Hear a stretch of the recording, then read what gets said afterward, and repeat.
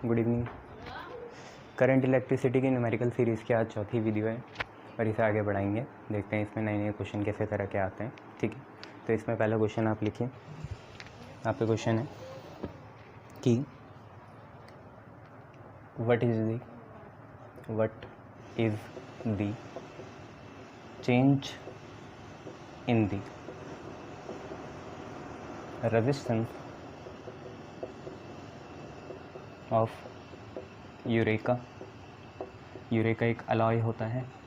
तो eureka wire है हम पे, उसके हमको एक वायर दे रखी है और उसमें हमें बताना है कि उसके रेजिस्टेंस में कितना चेंज आएगा। कब? जब व्हेन इट्स रेडियस, जब उसका रेडियस को हम हाफ कर दें। ठीक है, एंड लेंथ को हम 1/4 कर दें। तो देखते हैं क्या चेंज आता है। ठीक है, 1/4 ऑफ द ओरिजिनल वैल्यू। ठीक है, आपसे क्वेश्चन बोल रहा है कि हम पे एक यूरेका की वायर है, अगर हम उसका रेडियस आधा कर दें और लेंथ 1/4 कर दें तो उसके रेजिस्टेंस में कितना चेंज आएगा। ऑब्वियसली आपको ओरिजिनल रेजिस्टेंस के टर्म में लिखना पड़ेगा। तो एक काम करते हैं, मान लेते हैं कि केस 1 हमारा इनिशियल या ओरिजिनल ऐसा है कि जो हमारा रेजिस्टेंस होने वाला है वो होने वाला है R = ρl/a, ये होने वाला है। ठीक है, एंड देन इसके बाद अब हमने क्या करा, मॉडिफिकेशन करें।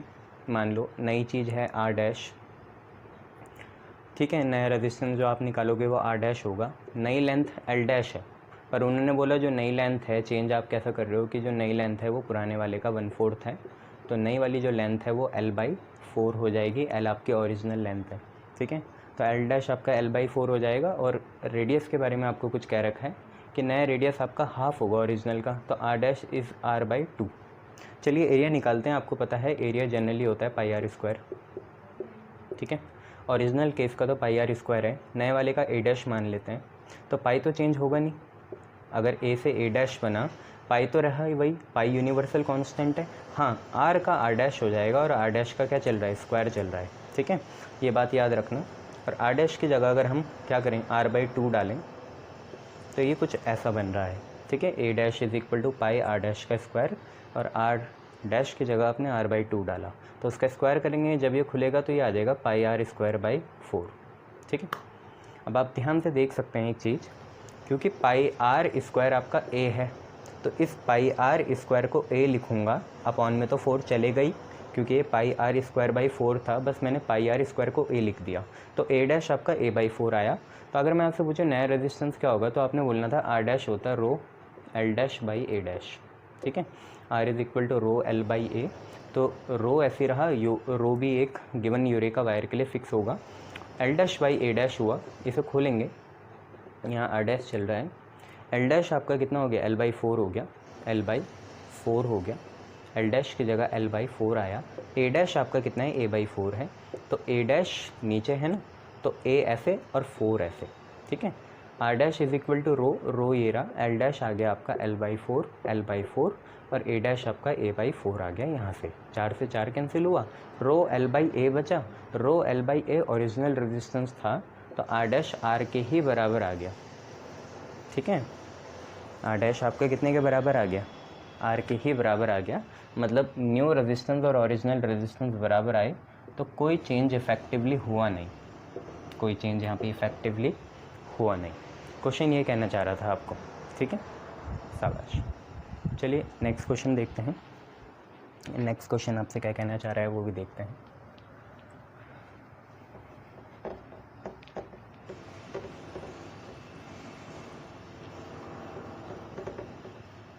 देखिए नेक्स्ट क्वेश्चन आपसे कह रहा है कि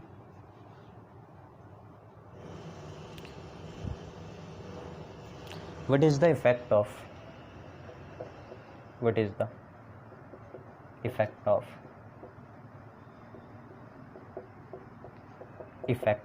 increase in temperature। ठीक है, टेम्परेचर को बढ़ा देंगे, उसका क्या प्रभाव पड़ेगा on the collision between electron and native ions of a conductor. ठीक है, आपसे क्वेश्चन ये कह रहा है कि अगर हम पे कोई कंडक्टर है और उस कंडक्टर को हम और तेज़ी से हीट करें या उसका टेम्परेचर बढ़ा दें, जैसे वो नॉर्मल टेम्परेचर में होगा तो अब टेम्परेचर आपने बढ़ा दिया, तो आप मुझे बताइए टेम्परेचर बढ़ाने से जो इलेक्ट्रॉन और नेटिव आयंस के बीच कोलिजन होता है जिसकी वजह से रेजिस्टेंस बनता है, तो वो जो इलेक्ट्रॉन और नेटिव आयन जो हैं कंडक्टर के, उनके बीच जो कोलिजन है वो टेम्परेचर के बढ़ाने से कैसे उन पर फ़र्क पड़ेगा। तो आपको एक सिंपल सी बात पता है, टेम्परेचर अगर बढ़ता है तो इलेक्ट्रॉन्स की थर्मल जो एनर्जी होती है वो बढ़ती है, इलेक्ट्रॉन्स की थर्मल एनर्जी भी क्या करती है, बढ़ती है। और जैसे ही इलेक्ट्रॉन की थर्मल एनर्जी बढ़ती है तो उनका और टकराने का मन करता है, किससे, नेटिव आयन से, ठीक है। जितनी उन्हें एनर्जी मिल जाएगी उतना वो और तेज़ी से प्रहार या अटैक करेंगे, ठीक है, कोलाइड करेंगे। तो इसकी वजह से कोलिजन भी क्या हो जाएंगे, बढ़ जाएंगे, कोलिजन से भी क्या कर जाएंगे, बढ़ जाएंगे। टेम्परेचर और कोलिजन का डायरेक्ट रिलेशन है, हालांकि इनकी कोई एक रिलेशनशिप बनती नहीं है क्योंकि वो एक्सपोनेंशियल होती है, पर हम रफ आइडिया के लिए बता सकते हैं कि थर्मल एनर्जी बढ़ेगी तो कोलिजन भी बढ़ जाएगा, ठीक है, ये चीज़ है। चलिए नेक्स्ट चीज़ देखें।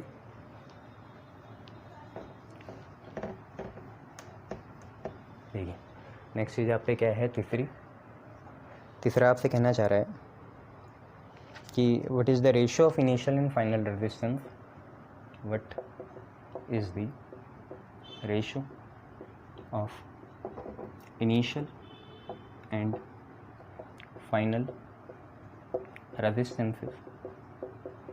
रेशियो निकालनी हमें इनिशियल और फाइनल रेजिस्टेंसेस की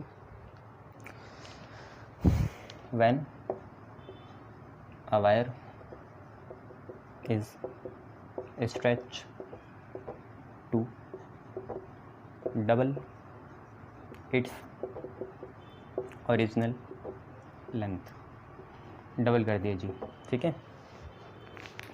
तो आपको फैक्टर याद रखना पड़ता है, बस हो जाता है फिर ये ना।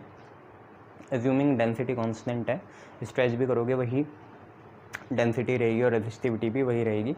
मैंने आपको क्या बोला था, बस फैक्टर देख लो, फैक्टर क्या है, डबल है, एन की वैल्यू 2 है। और आपने ये पढ़ा था, हमने डिड्यूस भी करा था कि आर डैश हो जाता है जब भी स्ट्रेच हो, ठीक है, याद रखना, स्ट्रेच हो, ठीक है। जब भी स्ट्रेच हो तो होगा क्या, आर डैश हो जाएगा N square into R. Simple सी बात थी कि एन स्क्वायर इंटू आर हो जाता है। फैक्टर हम पे 2 है, 2 का स्क्वायर 4 होगा तो 4r आ जाएगा। टाइम बचाना है बच्चों, डिराइव हमने कराई है ये, ठीक है, फैक्टर से मल्टीप्लाई कर देते हैं। और अगर आपको ऐसे भी नहीं करना तो आप ऐसे देख लो, वैसे तो मैंने आपको बता दिया। मान लो आप खुद देखो कि आपकी अब लंबाई दुगनी हो गई, तो पहले इतनी थी, अब ये बढ़ गई, बढ़ेगी तो देखो इसकी जो एरिया है, आयतन है या जो चौड़ाई है, वो भी तो उतनी फैक्टर से रिड्यूस हो जाएगी। अगर लेंथ इसकी किसी फैक्टर से, लेटस से n फैक्टर से इंक्रीज़ हुई, डबल हो गई, ट्रिपल हो गई, वो फैक्टर हैं, तो एरिया उतने ही फैक्टर से रिड्यूस भी हो जाएगा। तो मैं आपको यही बता रहा था कि अगर लेंथ दुगनी हो गई तो एरिया हो जाएगा आधा, एरिया हो जाएगा आधा। और अगर यहाँ से अगर हम नया वो निकालें, आर डैश होता है rho L dash by A dash, तो आप ध्यान से देखें, रो एल डैश की जगह तो आपने 2l डाला और ए डैश की जगह आपने a बाई 2 डाला, ठीक है। एल डैश की जगह 2l, ए डैश की जगह a बाई 2, 2 ऊपर गया, 2 2 जा बना 4, बचा क्या, rho L by A. Rho L by A आपका ओरिजिनल रेजिस्टेंस होता है, तो इसे हम 4r लिख सकते हैं, तो आएगा वही, ठीक है। अब लेंथ अगर आधी हो जाती तो एरिया डबल हो जाता, यही होता ना, एरिया आधा हो जाता तो लेंथ डबल हो जाती, एक बढ़ेगा फैक्टर तो दूसरा घट जाएगा, है ना, ये चीज़ है। चलिए बहुत बढ़िया, नेक्स्ट क्वेश्चन देखते हैं। देखिए नेक्स्ट क्वेश्चन आप पे क्या है,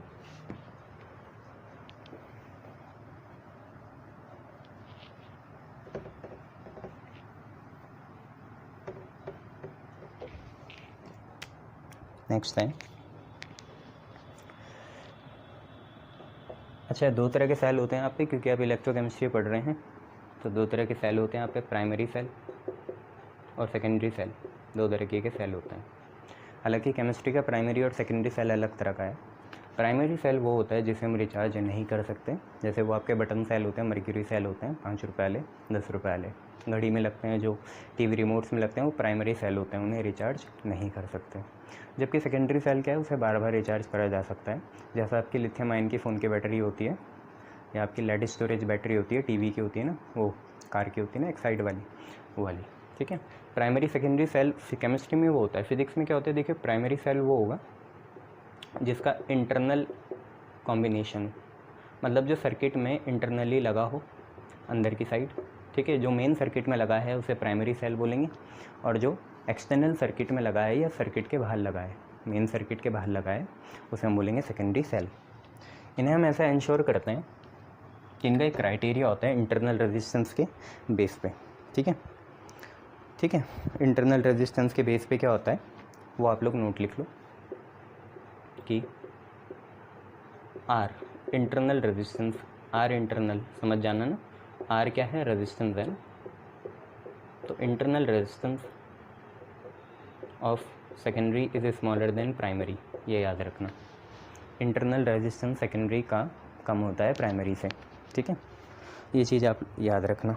अब देखिए आपके क्वेश्चन क्या है, एक प्राइमरी सेल है, एक प्राइमरी सेल है और एक सेकेंडरी सेल है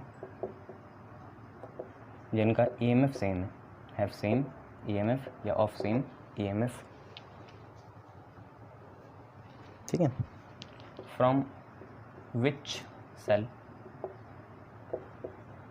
वी कैन ड्रॉ मतलब निकालना, यूटिलाइज करना मैक्सिमम करंट, ये आपके क्वेश्चन है, वो फैक्ट था, ठीक है, नोट लिखा हुआ है। आपसे क्वेश्चन बोल रहा है कि एक प्राइमरी सेल है और सेकेंडरी सेल है, दोनों का ईएमएफ सेम है, तो हम किसको यूज़ करें ताकि हमें मैक्सिमम करंट मिले किसी सर्किट से। तो आपको एक बात पता होनी चाहिए, सर्किट का हमने फार्मूला देखा था, देखो करंट होता है EMF upon I is equal to V by R, resistance I होता है ईएमएफ अपॉन रेजिस्टेंस। ईएमएफ को हम ई लेते हैं, वैसे तो वी लेना चाहिए पर मिसनोवर चल रहा है तो चले रहने दो, और आर नीचे टोटल रखते हैं, टोटल में आर तो होता है एक्सटर्नल और स्मॉल आर होता है इंटरनल, यही बात है ना, कि कैपिटल आर तो होता है एक्सटर्नल लोड रेजिस्टेंस जैसे टीवी फ्रिज, और स्मॉल आर होता है सेल का ही इंटरनल रेजिस्टेंस, याद आया, सेल को ऐसे लिखते थे ना, ई कॉमा आर। तो देखिए ई तो सेम रहेगा, सेम ईएमएफ है, आर एक्सटर्नल तो आप खुद ही देखो टीवी है, टीवी सेकेंडरी सेल के लिए भी वही होगा, प्राइमरी के लिए भी वही होगा, तो ये तो एक्सटर्नल है, इसमें भी छेड़खानी नहीं करनी, हमें बस ये पता चला कि आई सोलली डिपेंड करेगा, टोटली डिपेंड करेगा इंटरनल रेजिस्टेंस में, ठीक है, क्योंकि आर एक्सटर्नल देखो आपके ऊपर है, आप टीवी दोनों के लिए एक ही ऑब्जर्वेशन, मतलब दोनों ऑब्जर्वेशन के लिए एक ही रेजिस्टेंस का लेना, या जो भी आप लोड रेजिस्टेंस ले रहे हो 10 वोल्ट 20 वोल्ट का, वो दोनों ऑब्जर्वेशन के लिए सेम रखना। और किसी भी ऑब्जर्वेशन की नींव यही होती है कि उसके आप जितनी भी बार टैली करो फिजिकल कांस्टेंट चेंज नहीं होने चाहिए, जैसे आर है, तो आई जो है आपका वो इंटरनल रेजिस्टेंस के इन्वर्स आ गया, इतना आप लोगों को पता चल गया। आपको आई मैक्स करना है, इसको बढ़ाना है, आई मैक्स चाहिए ना, तो आर को मिनिमम होना पड़ेगा। अब सिंस आपको पता है आर जो होता है सेकेंडरी का लेस होता है ऑफ आर क्या है, इंटरनल रेजिस्टेंस है, तो इंटरनल रेजिस्टेंस सेकेंडरी का प्राइमरी से कम होता है, और क्योंकि इनमें इन्वर्स रिलेशन है तो हमें करंट ज़्यादा ऑब्टेंड हो जाएगा सेकेंडरी में।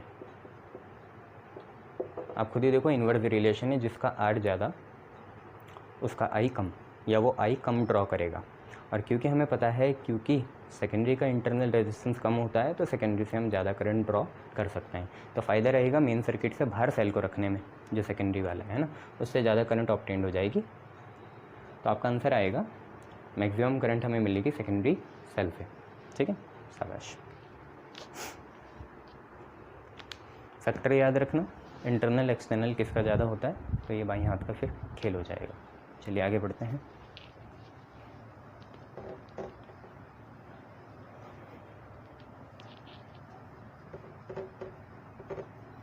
देखिए आपका क्वेश्चन है, देखिए क्वेश्चन है, एक ट्रिवियल बेस है, कार की बैटरी जो होती है वो 12 वोल्ट की होती है, ठीक है, कार की बैटरी 12 वोल्ट की होती है ना, बैटरी आप समझते हो ऐसे ऐसे ऐसे ऐसे है ना, प्लस माइनस, तो एक कार की बैटरी 12 वोल्ट की है, can we use 12 cells each of EMF 1 volt in parallel in series मान लो, चलो जो भी आपको मानना है, इन सीरीज़ इंस्टेड ऑफ इट, क्या हम इसकी जगह 12 सेल नहीं ले सकते? ये क्वेश्चन है। समझ में आया क्वेश्चन के कहना चाह रहा है कि जो आपकी एक्साइड वाली बैटरी आती है, लेड स्टोरेज बैटरी, वो जनरली 12 वोल्ट की है, तो क्यों ना इस 12 वोल्ट की जगह हम 12 सेल ले लें और हर सेल का ईएमएफ कितना है 1 वोल्ट, और उन्हें सीरीज़ में लगा दें। तो आपको पता है सीरीज़ में करंट सेम होते हैं, वोल्टेज तो ऐड करनी पड़ती है।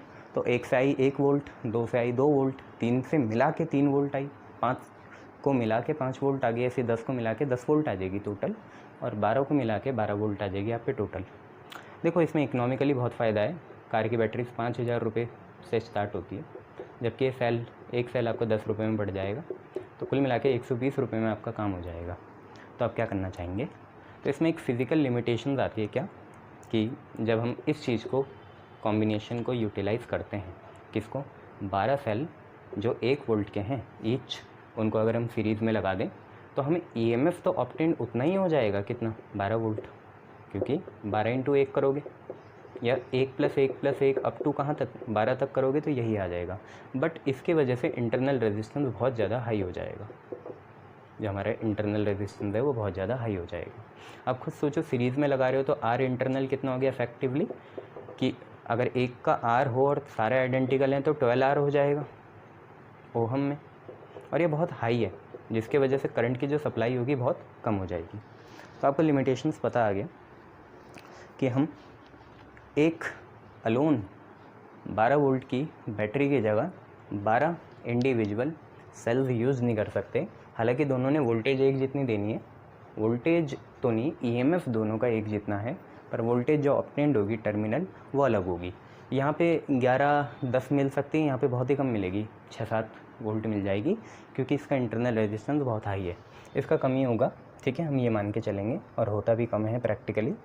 तो आप लोग इसमें थ्योरी लिख देना कि due to very large internal resistance in case of combinations of 12 cell each of EMF 1 volt, therefore we get the output lesser as compared to the single battery। ठीक है, output both in terms of voltage as well as in terms of current, दोनों के terms में। ठीक है, ये चीज़ आप लोग लिख लेना। ठीक है, चलिए आगे बढ़ते हैं।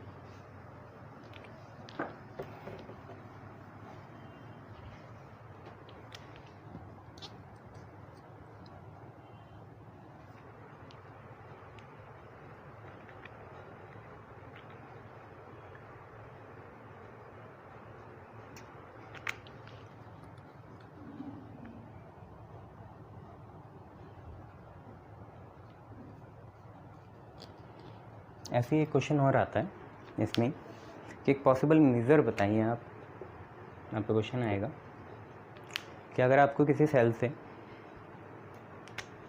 प्रैक्टिकली मैक्सिमम करंट ड्रॉन करना है तो आप कैसे कर सकते हो, है ना। तो suggest a possible way for maximum current to be drawn from a cell। किसी सेल से अगर आपको मैक्सिमम करंट ऑब्टेन करना है तो आप पे पॉसिबल वे क्या होगी। तो क्योंकि आपको पता है आई होता है E/R+R, तो एक कंडीशन तो ये हो गई कि आपको आर को क्या करना पड़ेगा, मिनिमम करना पड़ेगा। और ऐसी कंडीशन आप ये कर सकते हो, मान लो आपका आर फिक्स है, पहले तो यही कंडीशन होगी जो हमने कवर कर लिया है कि इंटरनल रेजिस्टेंस क्या होना चाहिए, मिनिमम होना चाहिए। बट वो तब है ना जब हम पे 2 सेल्स का चॉइस हो, जैसे प्राइमरी और सेकेंडरी। यहाँ पे कोई भी नहीं बोल रखा है ऐसा, तो हम इसे प्राइमरी मान के चलेंगे, मतलब ये मेन सर्किट का सेल होगा। अब प्राइमरी सेल को भी ऐसे कैसे हम कॉन्फ़िगर करें कि वो मैक्सिमम करंट दे, तो सारी चीज़ इस आर पे डिपेंड करेगी। ठीक है, तो आर वेरी करेगा आपका, एक्सटर्नल रेजिस्टेंस वेरी कर सकता है, ये आप पे चॉइस है। इस आर को आपको मिनिमम बनाना पड़ेगा, तभी आपका करंट क्या होगा, मैक्सिमम होगा। खुद ही सोचो, अगर ये चीज़ फिक्स हो जाए, ईएमएफ भी फिक्स है, तो आई सिर्फ लोड रेजिस्टेंस या एक्सटर्नल रेजिस्टेंस के इन्वर्स हो गया, और इसे ही हमें मिनिमम करना पड़ेगा। तो आज से इसका क्राइटेरिया समझ लो। आर को मिनिमम करने के लिए किसी सेल के लिए हम क्या करेंगे, शॉर्ट सर्किट करेंगे। शॉर्ट सर्किट अलग अलग तरीके से लोग बताते हैं, पोटेंशियल डिफरेंस 0 हो जाए, है ना, या दोनों वायर एक ही जगह कनेक्ट हो जाएं या आपस में कनेक्ट हो जाएं, लूप बन जाए, उसे शॉर्ट सर्किट कहते हैं। पर यहाँ पे सबसे आइडियल ये रहेगा कि शॉर्ट सर्किट का मतलब यह है कि रेजिस्टेंस जो है लोड वाला वो 0 की तरफ टेंड कर रहा है। नेचर की वजह से तो नहीं करेगा, पर कॉम्बिनेशन की वजह से वो 0 की तरफ टेंड कर जाएगा। ठीक है, तो शॉर्ट सर्किट कंडीशन आपको करनी पड़ेगी, ये इसका आंसर होगा। पॉसिबल वे है शॉर्ट सर्किट आप करो तो आपका रेजिस्टेंस नेचुरली तो नहीं पर कन्फिगर वाइज या कॉम्बिनेशन वाइज क्या हो जाएगा, टेंड्स टू 0 हो जाएगा। ठीक है, ये चीज़ें आपको याद रखनी है। चलिए नेक्स्ट क्वेश्चन करते हैं। अच्छा, इसमें एक और चीज़ आपसे ये पूछ सकते हैं कि व्हीटस्टोन ब्रिज सबसे सेंसिटिव कब होगा। सबसे सेंसिटिव मतलब क्या है कि जो व्हीटस्टोन ब्रिज में हमारा मेन एम होता है अननोन रेजिस्टेंस को फाइंड करने का। मान लो वो रेजिस्टेंस जो अननोन है बहुत ही कम वैल्यू का है, 1 ओहम है, 0.2 ओहम है, इसको सेंसिटिविटी बोलेंगे तब जब ये इनको भी मेज़र कर ले, ये छोटे से छोटे अननोन रेजिस्टेंस को भी ये मेज़र कर ले, तो इसे हम सेंसिटिविटी बोलेंगे। तो आप लोग नोट डाल के लिखिए, किसी व्हीटस्टोन ब्रिज में मैक्सिमम सेंसिटिविटी मतलब क्या हुआ कि जो आर अननोन है, ठीक है, उसकी सबसे मिनिमम वैल्यू को भी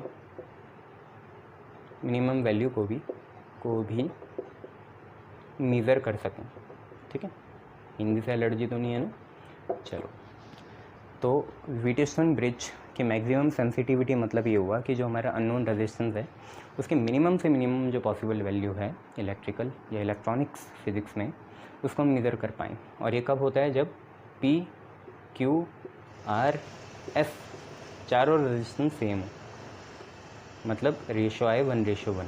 कैसे, P/Q = R/S है, क्योंकि सब बराबर हैं, एक दूसरे को काटेंगे तो रेशो 1:1 आ जाएगा। हाँ, इसका मतलब ये नहीं कि 100% एफिशिएंसी हो जाएगी, 1 मतलब हमेशा ये नहीं होता। ठीक है, ये समझ लेना, या आप ऐसे समझ लेना कि R1, R2, R3, R4 चारों चीज़ें क्या हो जाएंगी, सेम हो जाएं। R1, R2, R3, R4 चारों चीज़ें क्या हो जाएं, सेम हो जाए, तब भी ऐसे ही चलेगा, जिसमें हम ऐसे पुट कर सकते हैं R1/R2, R3/R4। ठीक है, शाबाश। चलिए नेक्स्ट क्वेश्चन करेंगे। ये तो आपका नोट था, कुछ चीज़ें थ्योरी में नहीं मिलती तो यहाँ नोट कर लिया करो।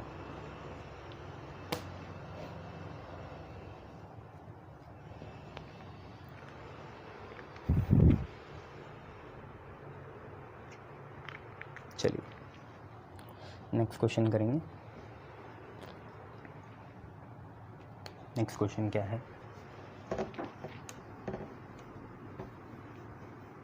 देखिए, आपको एक सर्किट दूंगा, आप एडिक्वेट जो बेस्ट पॉसिबल यहाँ किरचॉफ लॉ लग सकता है वो लगाइए और करंट आई की वैल्यू बताइए। फाइंड करंट आई करंट बताना है आपको। सर्किट में बना देता हूँ आप लोगों के लिए, ये रहा। ठीक है, I2 आपका 3 एम्पियर है, बाहर को निकल रहा है। I3 अंदर को आ रहा है 3 एम्पियर, 2 एम्पियर है। ठीक है, 2 एम्पियर। I4 भी बाहर को आ रहा है जो कि आपका I है, यही आपको निकालना है। I5 अंदर को आ रहा है 7 एम्पियर।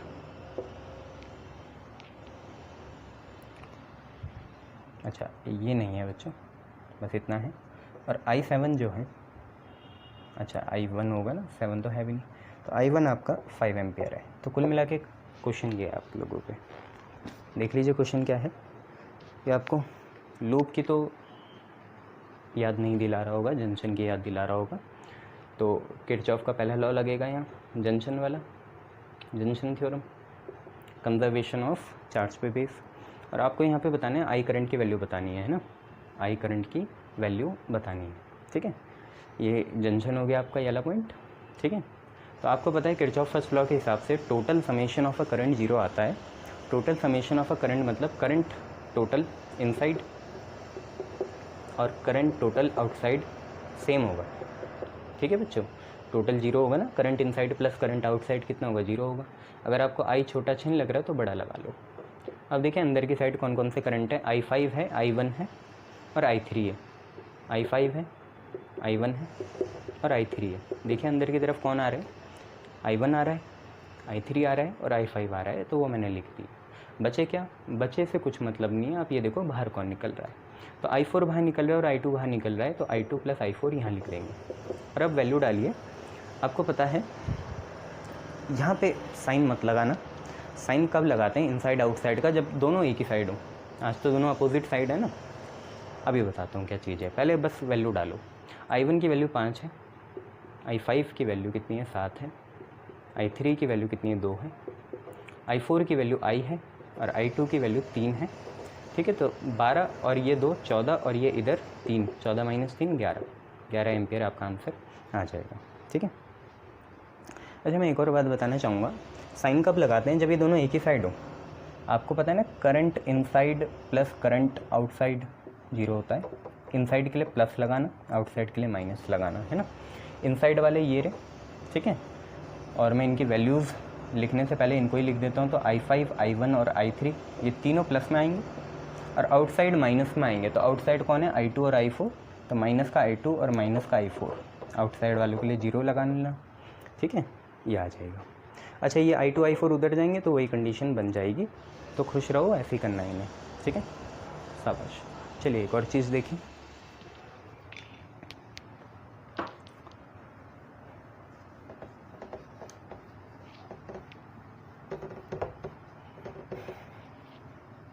देखिए एक आपको फिगर दूंगा और फिगर बनाइए साथ में।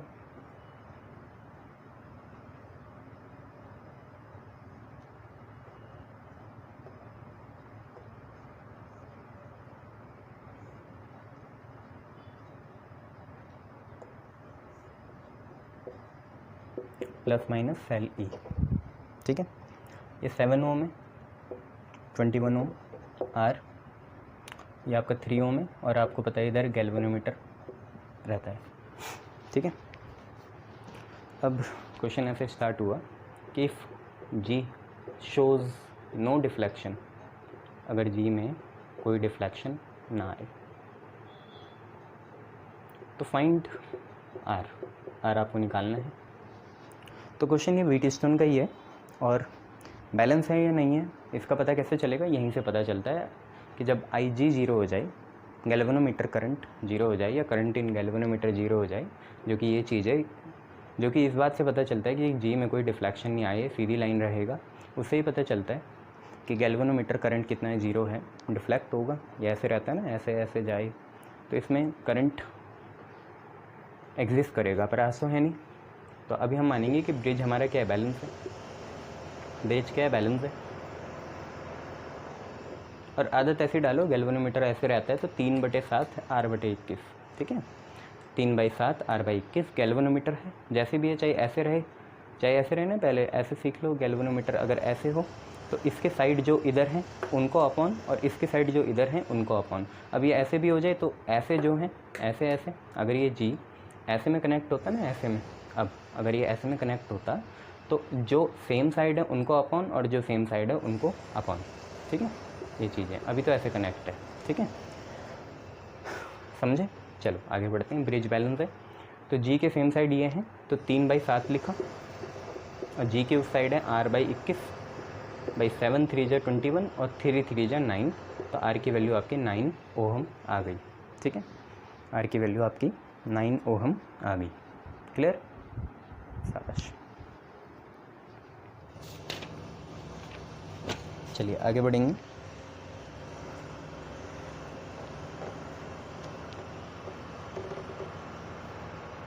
देखिए आपको नेक्स्ट क्वेश्चन क्या बोल रहा है,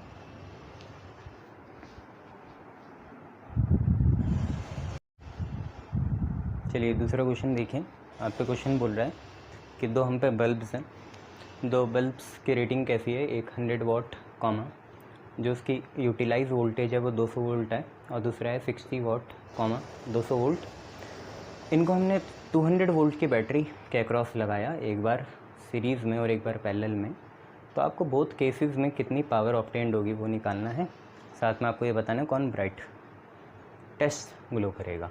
अब आपको यहाँ कैसे पता चलेगा कि ब्राइटेस्ट ग्लो करेगा, अगर हम यही पहले करें तो इसमें एक सिंपल सी बात ये देखनी पड़ेगी, क्योंकि हम पे दोनों केसेस हैं, कॉम्बिनेशन के सीरीज़ भी हैं और पैरेलल भी हैं, तो यहाँ पे दोनों ही नहीं होंगे, क्योंकि सीरीज़ में कोई ज़्यादा ग्लो करेगा, पैरेलल में कोई और कोई ग्लो करेगा, है ना, दोनों अलग अलग केस होंगे। तो जनरली यहाँ पे हम रफ़ आइडिया लगाएंगे, जनरल, ऐसे नहीं देखेंगे कि कॉम्बिनेशन से, ठीक है, क्योंकि यहाँ कॉम्बिनेशन दोनों तरह के हैं और दोनों केसेस में अलग अलग ज़्यादा ग्लो करेंगे।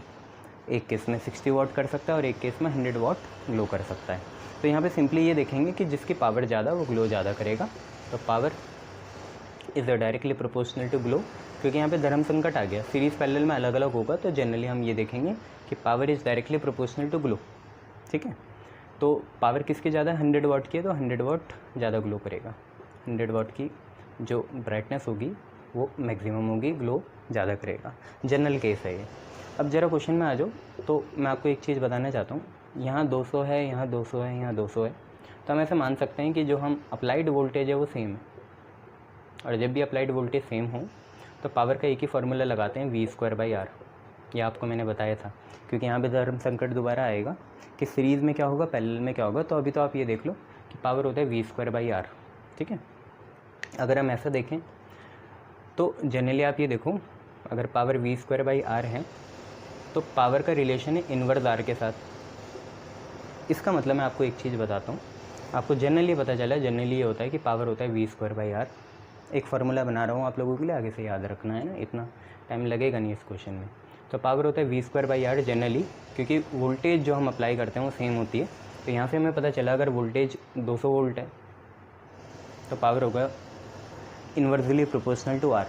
अब देखो आप खुद ही समझो, अगर हमें R सीरीज़ दे रखा तो पावर सीरीज़ ऐसे होगा, और R पैरेलल दे रखा तो पावर इन पैरेलल ऐसे होगी। मतलब सिंपल सी बात मैं आपको ये बताना चाह रहा था कि जो फार्मूला रेजिस्टेंस का सीरीज़ में है ना, जो फार्मूला रेजिस्टेंस का सीरीज़ में है वो यहाँ लगेगा पैरेलल में, क्योंकि इन्वर्स रिलेशन है ना, और जो फार्मूला रेजिस्टेंस का पैरेलल में है वो कहाँ लगेगा, सीरीज़ में लगेगा। हालांकि इसे सीधा बता देते हैं, आप लोगों को याद करना है, ठीक है। तो याद रख लोगे, पावर इन सीरीज़ वो होगा, पावर इन सीरीज़ का ऐसा दिखने वाला फार्मूला होगा जो रेजिस्टेंस का पैरेलल में होता है, ठीक है, और रेजिस्टेंस पावर इन पैरेलल का फार्मूला होगा जो रेजिस्टेंस का सीरीज़ में होता है। तो इतनी सी बात थी। तो अब देखो ज़रा पावर के फार्मूले क्या बनते हैं। तो देखो 1 पावर इन सीरीज़ बोला था ना, पावर का सीरीज़ में वाला फार्मूला होगा जो रेजिस्टेंस का पैरेलल में होता है, ठीक है। तो 1 power in series 1 power of first bulb और 1 पावर ऑफ सेकंड बल्ब। आपको भी पता है जब इसका रेसिप्रोकल करते हैं पावर इन सीरीज़ का, ठीक है, तो होगा क्या, P1 P2 ऊपर आ जाएगा और P1 + P2 कहाँ आ जाएगा, नीचे आ जाएगा। यही तो रहता है, रेसिप्रोकल करो एलसीएम लेके, ठीक है, यही आएगा। तो पावर इन सीरीज़ निकाल लेते हैं। पहली पावर 100 है, दूसरी 60 है, तो 100 × 60 और नीचे 100 + 60 हो जाएगा 160। इससे कटेगा 2 3 × 6, 2 8 × 16, और 100/8 मतलब 50/4 मतलब 25/2, ठीक है। तो 25/2 आएगा और यहाँ 3 आएगा, तो 25 3 × 75/2 मतलब ये लगभग 37.5 वाट आएगा, ठीक है, 37.5 वाट आ रहा होगा आपका ये। अब अगर आप पावर इन पैरेलल निकालना चाहें तो वो होगा जो रेजिस्टेंस इन सीरीज़ होता है, क्योंकि इनमें इन्वर्स रिलेशन होगा जनरल कॉज में, क्योंकि V अप्लाइड सेम है। तो पावर इन पैरेलल होगा P1 + P2, P1 है 100, P2 है 60, तो 160 वाट आ जाएगा। और आपको कॉम्बिनेशन में नहीं पूछा कि कौन ब्राइट होगा, कॉम्बिनेशन आपको पूछा जनरली कि कौन सा बल्ब ज़्यादा ग्लो करेगा, तो यहाँ जनरल कॉज के लिए power is directly proportional to glow लगा देंगे, ठीक है। ये याद रखना कि पावर का सीरीज़ में वो फार्मूला होगा जो रेजिस्टेंस का पैरेलल में है, उसके जैसा दिखेगा, तो ऐसा दिखा, और पैरेलल में ऐसा है जो रेजिस्टेंस में सीरीज़ में होता है, ठीक है, शाबाश।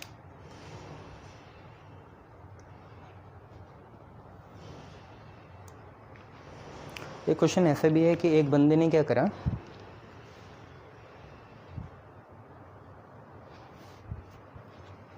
कि जो आपका व्हीट स्टोन होता है ना, तो एक स्टूडेंट था, उसने बाय मिस्टेक व्हीट स्टोन जो आपका बैलेंस मतलब व्हीट स्टोन जो आपका अरेंजमेंट है उसमें उसने क्या करा, व्हीट स्टोन ब्रिज अरेंजमेंट में जहाँ गैल्वेनोमीटर लगता है वहाँ की लगा दी और जहाँ की लगती है वहाँ उसने गैल्वेनोमीटर लगा दिया।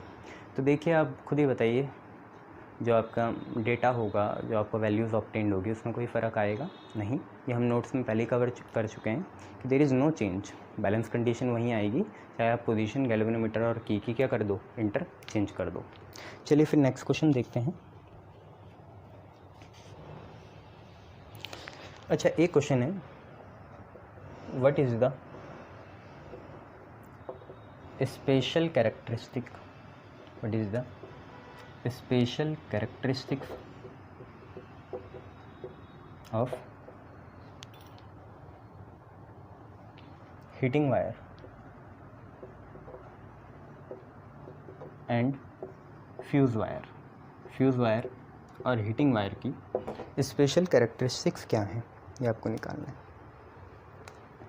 तो ऑब्वियसली देखो, चाहे फ्यूज़ वायर हो चाहे हीटिंग वायर हो, दोनों को कुछ ऐसे रखना है, ऐसा हमें जो इनकी डिवाइस ऑपरेटर्स बनाएंगे उनको कुछ ऐसे रखना है कि ये ज़्यादा से ज़्यादा रेजिस्टेंस को झेल पाएँ। दूसरी बात, ज़्यादा से ज़्यादा रेजिस्टेंस को अगर झेल पाएंगे तो इनका रेजिस्टेंस अपने आप ही बहुत ज़्यादा होना चाहिए, जो इनकी टॉलरेंस लिमिट है वो बहुत ज़्यादा होनी चाहिए। दूसरी बात, तीसरी बात आपकी ये होगी कि हालांकि हम ज़्यादा रेजिस्टेंस इसलिए भी रखना चाहेंगे, मेन कंसर्न तो यह है कि इसमें ज़्यादा से ज़्यादा पोटेंशियल ड्रॉप पड़े, ठीक है। तो इसकी कैरेक्टरिस्टिक हुई कि इसका रेजिस्टेंस होना चाहिए हाई, इसकी भी कैरेक्टरिस्टिक्स ये हुई कि इसका रेजिस्टेंस होना चाहिए हाई। फ्यूज़ वायर का काम क्या होता है, शॉर्ट सर्किट के बारे में हमें बताना। इसके लिए इनका मेल्टिंग पॉइंट जो होना चाहिए, क्योंकि ये बहुत आसानी से फ्यूज़ वायर गलनी चाहिए, तो इसका जो मेल्टिंग पॉइंट है वो होना चाहिए लो। और हीटिंग वायर का मेल्टिंग पॉइंट बहुत ज़्यादा होना चाहिए। आप खुद ही देखो, जो रॉड होती है पानी उबालने की, तो उसका मेल्टिंग पॉइंट हाई नहीं होगा तो वो गल जाएगी, आपको हर हफ्ते नई लानी पड़ेगी, तो उसका मेल्टिंग पॉइंट हाई होना चाहिए, ठीक है। हीटिंग इफेक्ट ऑफ करंट से आई है, ठीक है। ये दो चीज़ें याद रखना।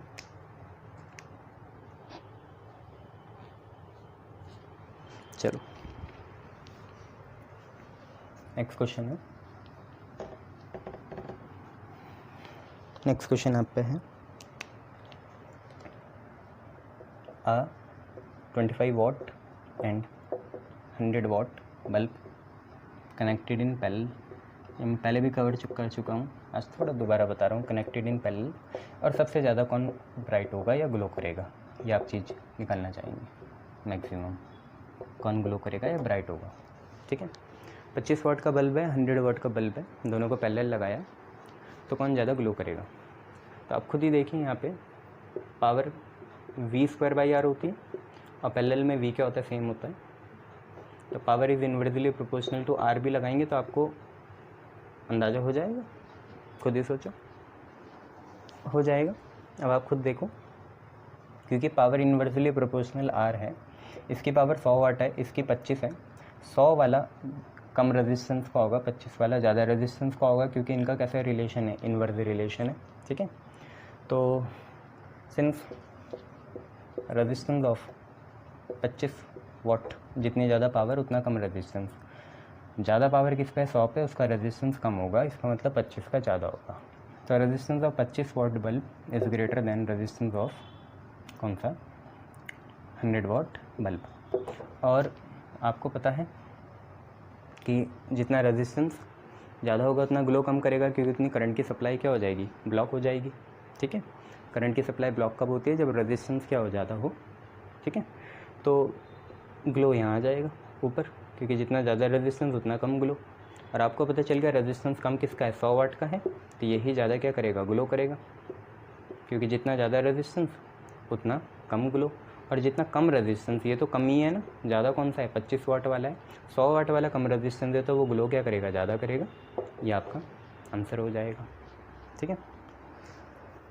आगे बढ़ते हैं।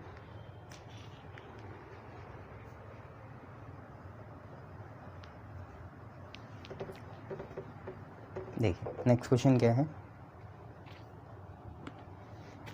नेक्स्ट क्वेश्चन है आप पे, the applied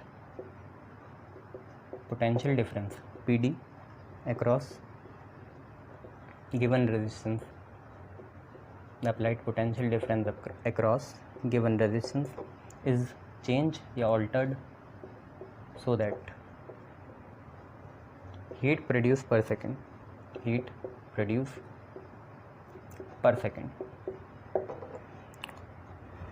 increases by factor of 16. by what factor? applied potential difference changes. किस फैक्टर से अप्लाइड पोटेंशियल डिफरेंस आपका चेंज हो जाएगा, ये आप लोगों को निकालना है।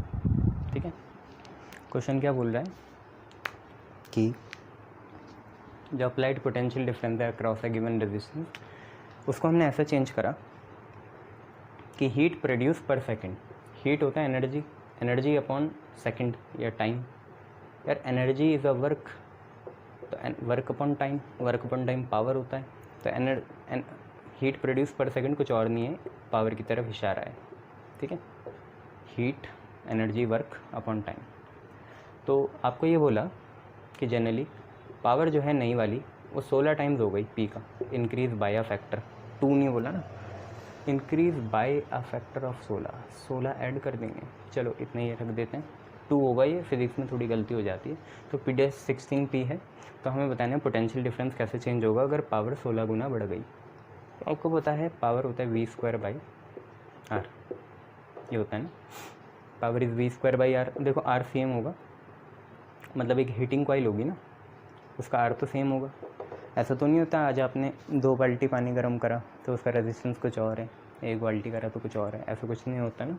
तो r सेम है, तो r सेम है तो पावर डायरेक्टली प्रोपोर्शनल आ गया v² के, और v डायरेक्टली प्रोपोर्शनल आएगा √p के। देख पा रहे हो, ये v² डायरेक्टली प्रोपोर्शनल है p के, v डायरेक्टली प्रोपोर्शनल आ जाएगा √p के। अगर आप पोजीशन नहीं चेंज करना चाहते तो रूट कर दो दोनों साइड ऐसे। हाँ, उससे प्रोपोर्शनलिटी कांस्टेंट भी चेंज होता है, पर हमें उससे क्या मतलब, ऐसा है। तो अगर आपको ऐसा समझ में आ गया तो हम ये करते हैं, v final by v initial is equal to √of p final by p initial.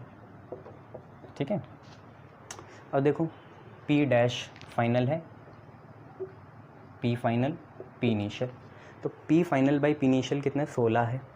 p final by p initial 16 है, 16 का रूट आएगा 4। तो v फाइनल क्या होगा, v final by v initial 4 आया, तो v फाइनल क्या होगा, 4 टाइम्स हो जाएगा v इनिशियल के। तो v final is 4 times of v initial. ये आपकी कंडीशन आ गई। तो कितने फैक्टर से चेंज हुआ, 4 से हुआ चेंज। ठीक है, 4 से याद रखेंगे आप लोग, शाबाश।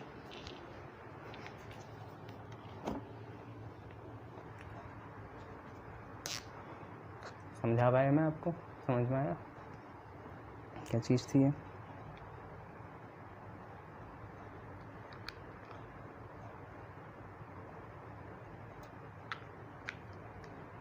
चलिए नेक्स्ट क्वेश्चन करेंगे।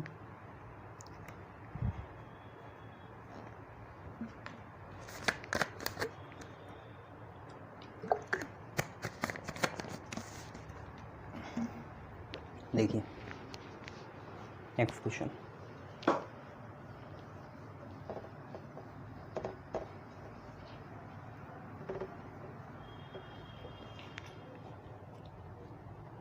आपसे बोला कि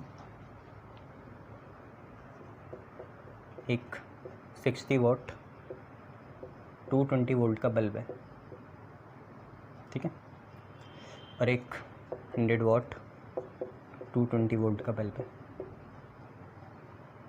ये मेन सप्लाई के पैरेलल हैं, parallel to main supply. Main supply से मतलब जो भी है लगी हुई उसके पैरेलल लगे हुए, तो which will draw more current, इनमें से ज़्यादा करंट कौन ड्रॉ करेगा, आपके क्वेश्चन ये है। ठीक है, अब बात करंट की आ गई। पावर का एक ऐसा फार्मूला लगाओ कि जिसमें करंट आए, रेजिस्टेंस का यहाँ कुछ लेना देना नहीं है, पैरेलल है तो V सेम होगा, V को भी इंक्लूड करो और I भी आए। तो पावर का एक ही फार्मूला होता है I इंटू V, ऐसा जिसमें R नहीं आता और जो V और I को जोड़ता है। तो P1 बाई P2 लिख लेंगे, 1 आप ये समझ लेना, 2 आप ये समझ लेना, ये 100 वाट है, ठीक है। P1/P2 आपका आएगा I1 I2, V1 V2 नहीं लिखेंगे क्योंकि पैरेलल है ना, पैरेलल में पोटेंशियल सेम होता है तो V लिखा। तो I1/I2 की वही वैल्यू होगी जो P1/P2 की है। ऐसे क्वेश्चन में हमेशा जो पहले दिया है उसे 1 मान लिया करें। तो अगर हम ऐसा चलें 200 200 220 भी लिख सकते थे, कट नहीं था उन्होंने, तो 60 ऊपर आएगा, 100 नीचे आ जाएगा। 2 3 जा 6, 2 5 जा 10, 3/5 आपका आंसर आ जाएगा, ठीक है। 3/5 आपका आंसर आ जाएगा। चलिए आगे बढ़ते हैं।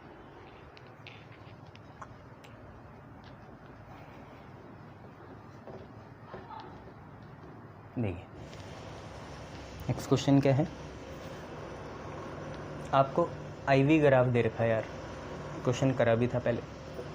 IV ग्राफ है और 2 वायर्स के लिए हमें टेम्परेचर दे रखे हैं, ठीक है। Given temperature for 2 wires, 2 wires हैं, एक का नाम नेमली 1, दूसरे का 2, ठीक है। टेम्परेचर दे रखा 2 वायर्स के लिए, आपको बताना है कौन हाई है और क्यों है, ठीक है। आपको बताना है कौन हाई है और क्यों है, ये आपको बताना है।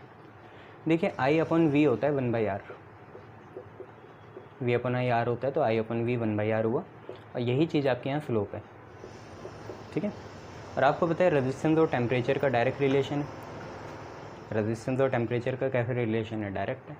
तो अगर रेजिस्टेंस नीचे है तो टेम्परेचर भी नीचे आएगा, जबकि स्लोप का है ऊपर है। स्लोप और टेम्परेचर का रिलेशन क्या है, इन्वर्स आ गया, क्योंकि स्लोप और रेजिस्टेंस का भी इन्वर्स रिलेशन है, तो स्लोप और टेम्परेचर का भी कैसे रिलेशन आया, इन्वर्स आया। आप ध्यान से देख सकते हो स्लोप, क्योंकि T1 जो है वो θ1 एंगल बनाएगा और ये θ2 बनाएगा। तो आपको ग्राफ से पता चल गया यहीं से कि θ1 इज़ ग्रेटर देन θ2, और tan की वैल्यू थीटा के बढ़ने से बढ़ती है, तो tan θ1 is greater than tan θ2।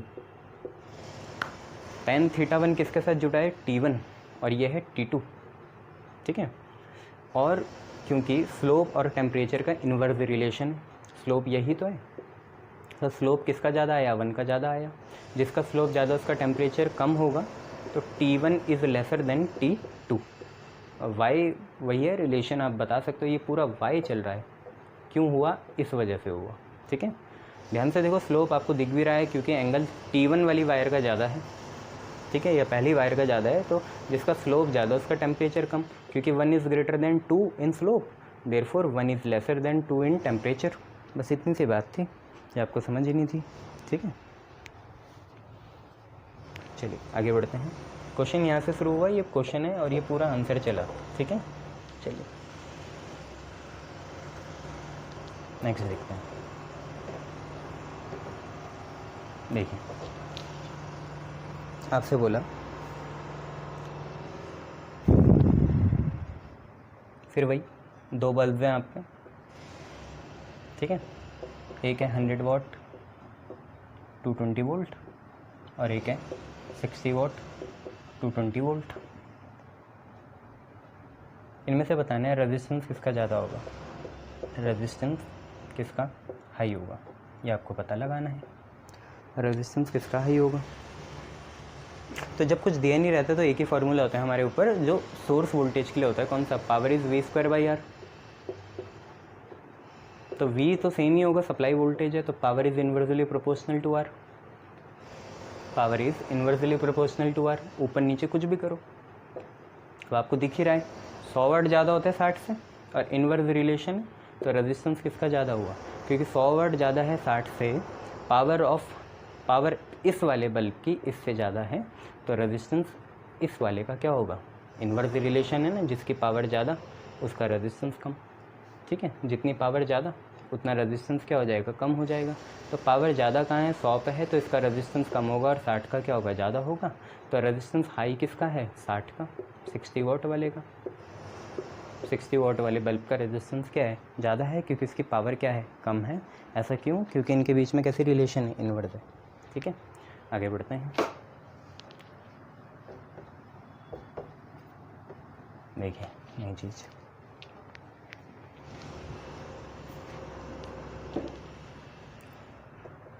2 bulbs, electrical bulbs, thermal bulbs भी होते हैं, ठीक है, तो हम इलेक्ट्रिकल की बात कर रहे हैं। 2 bulbs whose resistances are in ratio 1:2 are connected in parallel to a source voltage, connected in parallel। Ratio of power dissipation बताना है आपको, मतलब पावर कितनी डिसिपेट होगी हीट की फॉर्म में या एनर्जी पर सेकंड, पावर डिसिपेशन का आपको रेशियो बताना है, ठीक है। 2 बल्ब हैं, रेजिस्टेंस का रेशियो दे रखा, पैरेलल लगाया, पावर निकालनी है।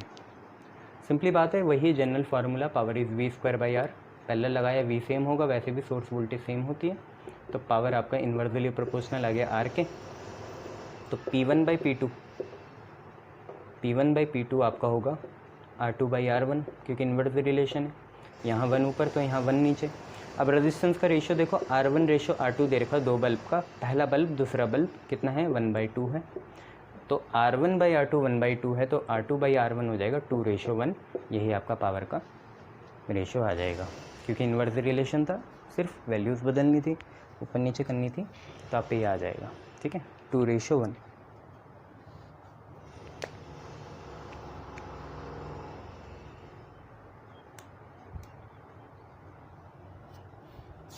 अब एक क्वेश्चन है कि एक टोस्टर होता है, सेम मेन सप्लाई है, टोस्टर जो है ज़्यादा हीट प्रोड्यूस करेगा देन अ लाइट बल्ब।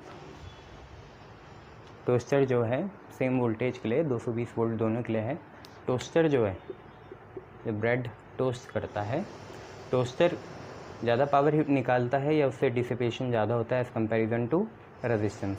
कोई एक हम पे रजिस्टर है उसके कंपैरिजन में, ऐसा क्यों होता है? तो आप लोगों को सारे रिलेशन पता है, ठीक है। या एक काम करते हैं, टोस्टर रजिस्टर का इतना बढ़िया नहीं होगा, टोस्टर और लाइट बल्ब का ले लेते हैं। लाइट बल्ब में ये बोल रहे हैं कि अगर दोनों 220 वोल्ट में हम यूटिलाइज़ करें तो टोस्टर में ज़्यादा हीट प्रोड्यूस होते हैं, ऑब्वियसली उसे टोस्ट भी करना है, ये तो फिजियोलॉजिकल हो गया, पर टोस्टर में ज़्यादा हीट प्रोड्यूस होती है और लाइट बल्ब में कम होती है। ऐसा क्यों है? तो आप लोगों को भी पता है, सेम सप्लाई के लिए power is inversely proportional to R होता है। अब हीट मतलब यही होता है, पावर होता है हीट प्रोड्यूस पर सेकंड, ठीक है। तो जनरली क्वेश्चन ये बोल रहा है कि हीट प्रोड्यूस पर सेकंड मतलब पावर टोस्टर में ज़्यादा है, लाइट बल्ब में कम है, तो ऑब्वियसली इसका रिलेशन रेजिस्टेंस के रिस्पेक्ट में बताओ। भाई टोस्टर की पावर ज़्यादा है मतलब हीट प्रोड्यूस ज़्यादा हो रहा है पर सेकंड, इसका मतलब इसका रेजिस्टेंस कम होगा और लाइट बल्ब का रेजिस्टेंस क्या होगा, ज़्यादा होगा। सिंपली आपको ये लिखना है कि light bulb has greater resistance, therefore it's power dissipation is laser, ठीक है। शाबाश। चलिए नेक्स्ट क्वेश्चन देखते हैं।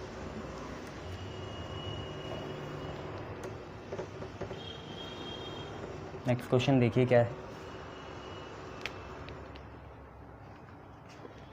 देखिए नेक्स्ट क्वेश्चन आप लोगों पे क्या है कि 2 हीटिंग कॉइल्स हैं,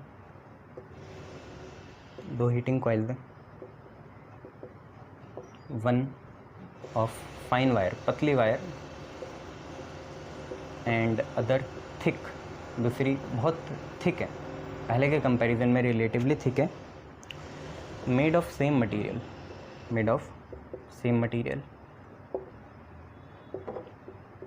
एंड सेम लेंथ, लंबाई सेम है, एक की चौड़ाई ज़्यादा है, मटेरियल भी सेम है, लेंथ सेम है, मटेरियल सेम है, रेजिस्टिविटी सेम होगी, लंबाई सेम होगी, थिकनेस किसी की कम है ज़्यादा है।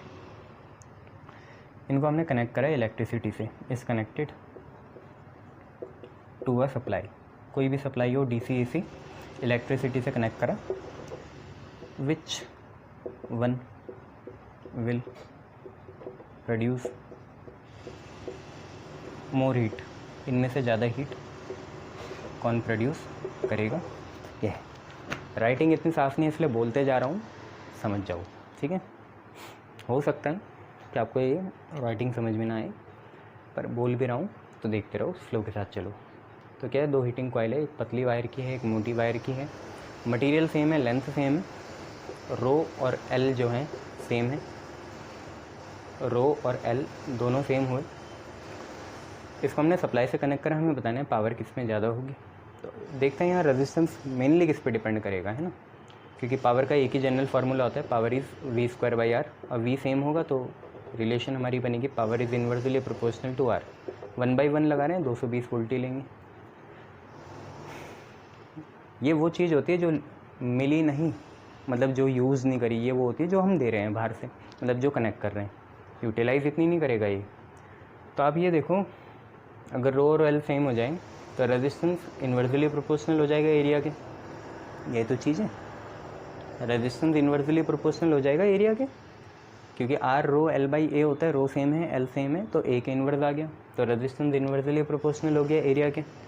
और रेजिस्टेंस खुद भी इन्वर्सली प्रोपोर्शनल होता है पावर के, देखो R is inversely proportional to power, तो रेजिस्टेंस एरिया के भी इन्वर्स है और पावर के भी इन्वर्स है, ये है। तो पावर और एरिया कैसे हुए, दोनों नीचे नीचे हैं, तो पावर और एरिया कैसे हुए, डायरेक्ट हुए। एरिया थिक का ज़्यादा होगा तो उसमें पावर कंजप्शन भी क्या होगा, ज़्यादा होगा, बस इतना ही क्वेश्चन है। थिक का एरिया ऑब्वियसली ज़्यादा हो गई तो जनरल फिजियोलॉजिकल बात है, तो एरिया थिक वायर का ज़्यादा होगा तो उसमें पावर कंजप्शन या डिसिपेशन भी क्या होगा, ज़्यादा होगा। ये लिख लेना बना के थ्योरी से, ठीक है, गुड।